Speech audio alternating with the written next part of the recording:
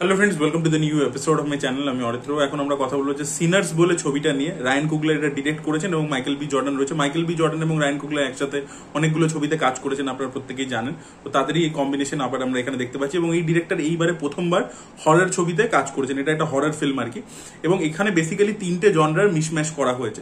একটা historical drama রয়েছে, একটা পিরিয়ড ড্রামা 1930s এর সময়কার গল্প, তো সেই একটা অ্যাঙ্গেল রয়েছে। তার সাথে হরর রয়েছে এবং তার সাথে তৃতীয় যেটা হচ্ছে সেটা হচ্ছে একটা কামিং অফ এজ, একটা মিউজিক্যাল, সেটারও একটা রয়েছে। তো এই তিনটের একটা জনরা ব্লেন্ডিং এই ছবির মধ্যে করা হয়েছে।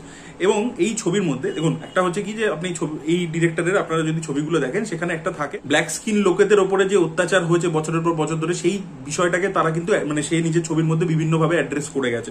সেটা সুপার হিরো ফিল্ম হোক, সেটা একটা বক্সিং ফিল্ম হোক, স্পোর্টস ড্রামা, তার মধ্যেও সেই ব্যাপারটাকে অ্যাড্রেস করেছে। তো এই যে কৃষ্ণাঙ্গ মানুষের ওপর যে অত্যাচার, যেটা বহুদিন ধরে হয়েছে, তো সেই জিনিসপত্রগুলো তার বিভিন্ন ছবির মধ্যে উঠে এসছে, এখানেও সেটা উঠে এসছে এবং সেটা কিন্তু কোনো জায়গাতেই আন্ডার কারেন্টেড নেই। ঠিক আছে, মানে আমরা বলি না যে হরর ছবির মধ্যে আপনার একটা সাবটেক্সট রয়েছে, সেরকম ব্যাপারটা নয়। মানে এখানে জিনিসপত্রগুলো ডাইরেক্টলি অন দ্য ফেসই রয়েছে। ঠিক আছে, এবং সেটাও কোনো প্রবলেম নয়। আপনি যদি দেখেন বং জং হো, তো ডাইরেক্টলি অন দ্য ফেসই সবকিছু মেসেজ দিয়ে দেয়। এখানেও সেটাই রয়েছে।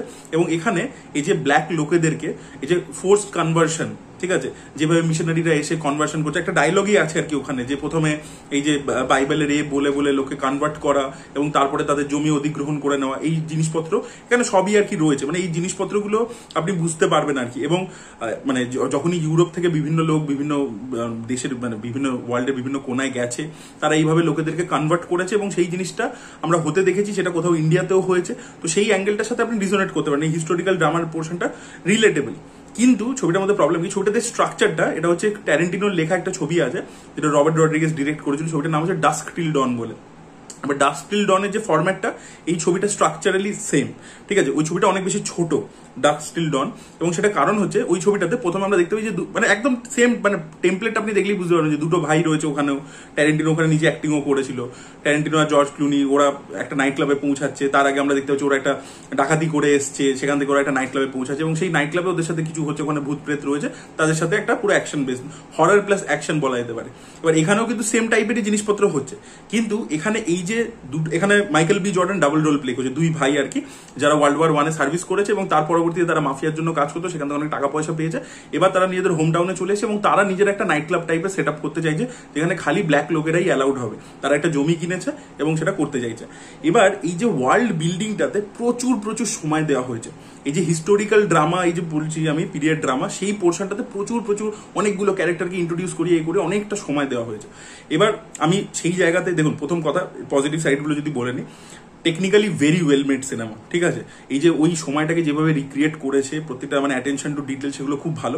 পারফরমেন্সেস খুব ভালো রয়েছে। মাইকেল বি জর্ডান দুটো ক্যারেক্টার প্লে করেছে, তাদেরকে হয়তো দেখতে এক, যেহেতু যমজ ভাই, কিন্তু character wise they are very different. তো সেগুলোকে প্লে করেছে একটা মানে ইউনিক স্টাইল নিয়ে এসেছে। দুটো এর মধ্যে ডাবল রোল করলে সচরাচর একটা রিপিটেশন আমরা দেখতে পাই কিছু কিছু জায়গায়, সেই জিনিসটা খুব মাইনুটলি করেছে এবং বাকি অ্যাক্টরদেরও পারফরমেন্সেস খুব ভালো।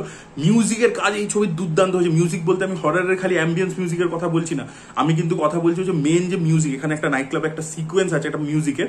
এখানে একটি ছেলে রয়েছে যে গান করতে চায়, মিউজিক করতে চায় এবং তার বাবা তাকে বারণ করছে। ঠিক আছে, তার বাবা তাকে ফেতের দিকে যেতে বলছে, ফেতের রাস্তায় হাঁটতে বলছে, রিলিজিয়াস রাস্তায় হাঁটতে বলছে, যেটা আমি বললাম যে কামিং অফ এজটা আছে। কিন্তু সে কিন্তু মিউজিক করতে চাইছে এবং সে এত বাধা বিপত্তির পরেও মিউজিকটা কিছুতেই শেষ অব্দি ছাড়ে না। তো একটা কামিং অফ এজ ব্যাপার ওটার মধ্যে রয়েছে এবং সেখানে একটা নাইট ক্লাবের মধ্যে একটা মিউজিক জায়গা রয়েছে, একটা মিউজিক নাম্বার, সেটা দুর্দান্ত। এবং মিউজিকের সাথে কিভাবে মিউজিকটাকে এরা খারাপ নজরে দেখেছে, এদেরকে সাপ্রেস করা হয়েছে, তারা যখন উঠে এসে পুরো পৃথিবীর সামনে নিজেদেরকে মানে এক্সপ্রেস করতে কিভাবে পেরেছে, আর্টের মাধ্যমে। ঠিক আছে, তাই জন্য আর্টটাকেই আর কি লোকে যাতে মানে এই আর্টের রাস্তায় না হাঁটে, কোনো আর্টের মাধ্যমে নিজেকে এক্সপ্রেস না করতে পারে, তাই জন্য সেটা যে খারাপ, সেটা যে শয়তান, সেই জিনিসটা তাদেরকে শেখানো হয়েছে যে আর্ট প্র্যাকটিস করে কি হবে, সেই মেসেজিংটাও রয়েছে। তো এরকম বিভিন্ন জিনিসকে অ্যাড্রেস করবার চেষ্টা করা হয়েছে। কিন্তু ছবিটার প্রবলেমটা হচ্ছে কি, মেন এই যে ডাস্ক টিল ডনে এই যে নাইট ক্লাবে পৌঁছানোর ব্যাপারটা, সেটা অনেক তাড়াতাড়ি হয়ে যায়। এখানে এই জিনিসটা, এই যে মানে ফাইনাল যে হরর পোর্শনটা, সেটা আসে হচ্ছে একদম সিনেমার লাস্টে গিয়ে। তার আগে অবধি পুরো সেট আপ করা হয়েছে এবং সেই সেট আপগুলো যেগুলো করা হয়েছে, সেগুলো যে খুব একটা ভালো পে অফ আসছে। ঠিক আছে, এই যে ওয়ার্ল্ড বিল্ডিংটা এতক্ষণ ধরে দেখলাম, সেটা যে দারুণ কিছু তারপরে ফাইনাল অ্যাক্টের সাথে কিছুভাবে সেটা মানে কালমিনেট করে যাচ্ছে, সেটা কিন্তু হচ্ছে না। ঠিক আছে, এবং যেখান থেকে এই ছবিটা হরর জোনের মধ্যে ঢোকে না, সেখানে ইন্টারেস্টিং হয় না ব্যাপারটা। ঠিক আছে, মানে কোনো টেনশন সেইভাবে যে খুব দারুণভাবে এসছে সেটা আমি বলবো না, বা এখানে একটা হয় না যে ভ্যাম্পায়ার সিনেমা, ধরুন ব্লেড ভ্যাম্পায়ার সিনেমা, সেখানে কিছু সার্টেন রুলস আছে যে আচ্ছা সিলভারের রে দিয়ে মারলে, মানে যেগুলো টিপিক্যাল, বা গার্লিক ইত্যাদি, সেগুলো এখানে দেখাচ্ছে। কিন্তু তার মধ্যে ওরা অনেক কিছু করে, যে ভ্যাম্পায়ার ভিতরে আসতে পারবে না, এটা ওইটা রুল, সেখানে ওরা কথা বলে যাচ্ছে, সেখানে এক একটা ক্যারেক্টার যে যে কাজ করছে সেগুলো বড্ড বোকা বোকা হয়ে যাচ্ছে। তো ওই পেসি ব্যাপারটা নেই। এবং এই যে নাইট ক্লাবে যা যা হচ্ছে সেটা অনেক আগে থেকে জিনিসটাকে সেট আপ করে ছবিটাকে আরেকটু টাইট করা উচিত ছিল। এবং ছবিটার মেন প্রবলেমটা হয়ে গেছে সাবটেক্সট হ্যামারিং, সাবটেক্সটটা টেক্সটের উপর উঠে এসছে, প্রথম কথা। সেকেন্ড যেটা প্রবলেম হচ্ছে সেটা হচ্ছে যে ছবিটা অনেকটা বেশি সময় নিয়ে নেয় ওয়ার্ল্ড বিল্ডিং করতে, এবং সেই ওয়ার্ল্ড বিল্ডিংটা আলটিমেটলি যে ফাইনাল যে কালমিনেশনটা হচ্ছে সেটাতে খুব একটা ইফেক্টিভলি কাজ করছে না। তো সেইগুলো আর কি আমার প্রবলেম মনে হয়েছে আর কি। ছবিটা স্লো হয়ে গেছে, ছবিটা টাইট করে আরো বেশি হররের পোর্শনস গুলোতে জিনিসটাকে আরো ইন্টারেস্টিং বানিয়ে প্রেজেন্ট করলে আমার মনে হয় অনেক বেটার হতো। তো সিনার্স আমার মানে ঠিকঠাক লেগেছে, মানে যে লেভেলে এক্সট্রাঅর্ডিনারি রিভিউজ পাচ্ছে, আমি জানি এটার জন্য আমি প্রচন্ড গালাগালি খাবো, বিকজ এটা প্রচন্ড ভালো রিভিউজ পাচ্ছে। এবং সেখানে যখন রিভিউজ পাচ্ছে তখন আমরা কোনো ইন্ডিয়ান লোক যদি সেটাকে খারাপ বলে দিই এবং যদি ওয়েস্ট সেটাকে ভ্যালিডেট করে দিয়েছে, তো তখন আর কি লোকেরা প্রচন্ড রেগে যায় যে তোকে কিছু বুঝিস না সিনেমা। বাট আমার যেটা অনেস্টলি মনে হচ্ছে আমি সেটা বলছি। আমি যেটা বললাম টেকনিক্যালি খুব ভালো, পারফরমেন্স খুব ভালো, মিউজিক খুব ভালো, যেটা পার্টিকুলারলি ওই একটা যে নাইট ক্লাবে যে সিকোয়েন্সটা রয়েছে সেগুলো খুব ভালো, যে বক্তব্যগুলো অ্যাড্রেস করছে সেটা ভালো, কিন্তু বক্তব্যই বক্তব্য হয়ে গেছে, ঠিক আছে। বা শেষের দিকে ছবির একদম শেষে একটা অ্যাকশনও আছে, সেটাও বেশ ভালো, সেটাও ওয়েল এক্সিকিউটেড। কিন্তু মানে জিনিসটা হচ্ছে যে ঠিক না, মানে কোথাও গিয়ে মনে হলো যে একটা খাপ ছাড়া হয়ে গেছে ব্যাপারটা। মানে এই সেম টেমপ্লেটের ছবি ডাস্ক টিল ডন ওয়াজ এ মোর ফান ফিল্ম।